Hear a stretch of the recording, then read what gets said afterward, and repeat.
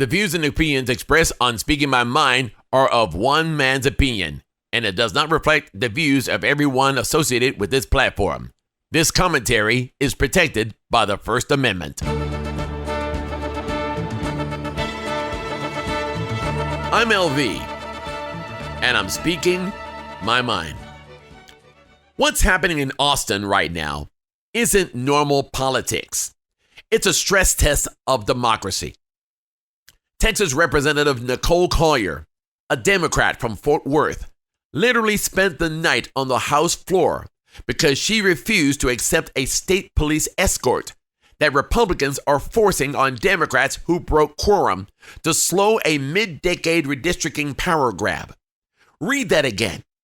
An elected representative sleeping under fluorescent lights because leaving the chamber without agreeing to be shadowed by law enforcement could get her hauled back in. That's not governing. That's coercion in service of a map. And what's the map? It's a rush Trump push redraw of Texas congressional lines, just 4 years after the standard post-census process that aims to flip multiple Democratic seats and cement GOP power before the 2026 midterms. Republicans in the Texas House are fast-tracking it today after Democrats delayed the vote with a walkout. This isn't subtle.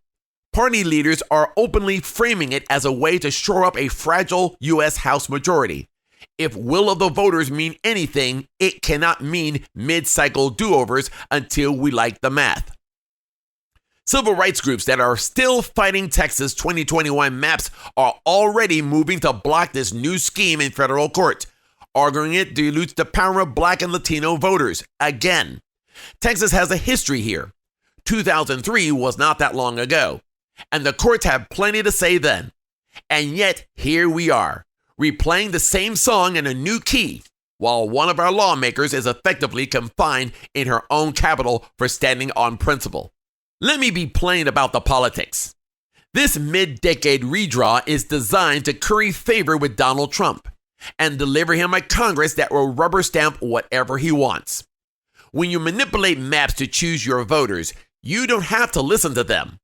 And when you don't have to listen, you can ignore hospitals closing, property taxes spiking, schools starving for funds, because the next election is already handled. That is why they're doing this, not because Texans asked for it, but because power did. Meanwhile, Representative Collier's stand has sparked solidarity. Democrats rallied around her, and her capital even has to be cleared after an unrelated threat as tensions rose. The point remains, a lawmaker should never have to choose between bodily autonomy and doing her job. Texans deserve open government, not closed-door maps and police escorts. So, what do? First, we show up. Public pressure works. Flood the phones, inboxes, and hearing rooms. Tell the speaker and the redistricting gatekeepers you oppose mid-cycle gerrymanders that silence communities. Use the official Texas House site to find your member. Then call both their capital and district offices. If you don't know who represents you, the state's Who Represents Me tool will tell you in seconds. Second, we document. Submit written testimony for the record. Even if leadership rams the map through, those objections matter in court. Civil rights groups are asking judges to block these lines. Your evidence strengthens their case. Third, we support the people in the arena. If Representative Collier's office phone is ringing off the hook with Texans saying, "We see you, keep standing firm," that matters. And if Republican members hear loudly that voting for a mid-decade gerrymander is a career-defining choice, that matters too.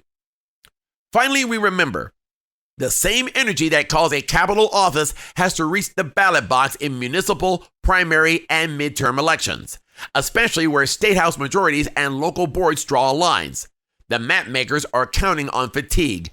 Don't give it to them.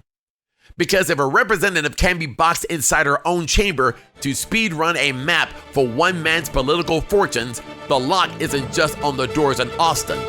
It's on our voice. And I'm not giving up mine. My name is LV, and I have spoken my mind.